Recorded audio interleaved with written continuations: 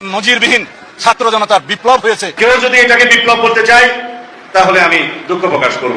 একবিংশ শতাব্দীর পৃথিবীতে একটা নজিরবিহীন ছাত্র জনতার বিপ্লব হয়েছে। সেই বিপ্লবকে পৃথিবীর সামনে দেখিয়ে দিতে হবে।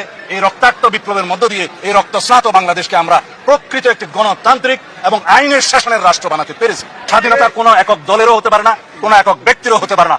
এই মুক্তি, এই বিজয় আমাদের সকলেরই। কেউ যদি এটাকে বিপ্লব করতে চায় তাহলে আমি দুঃখ প্রকাশ করব।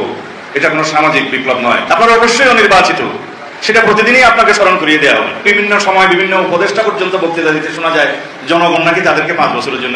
এই যে সালাউদ্দিন দেখেন না, সালাউদ্দিন ইন্ডিয়াতে ধরে নিয়ে গিয়েছিল, আমরা জানি, ধরে নিয়ে যে তাকে গুম করেছিল। ওই গুম হয় নাই, ওই বাংলাদেশের মানুষের গুম করছিল। ইন্ডিয়াতে বসে আসে আমাদের সাথে ফোনে কথা বলে, আমার সাথে অনেকবার কথা হয়েছে। ইন্ডিয়াতে বসে থেকে কথা বলে আমার সাথে, অনেক ইনস্ট্রাকশন দিত, ভাই এরকম করো, এরকম এই সেই। আমি খুব অবাক হইতাম যে ইন্ডিয়াতে বসে সে কথা বলে, তারে কিছু বলে না।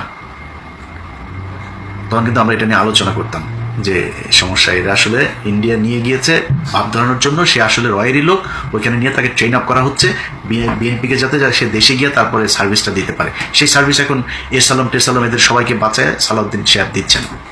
তো বিএনপিরে যদি আপনি তারেক রহমান, খালেদা অর্থাৎ জিয়া পরিবারের বাদ দেন, আমি জানি না ভাই কয়জন খুঁজে পাবেন সেখানে ইন্ডিয়ান লোক।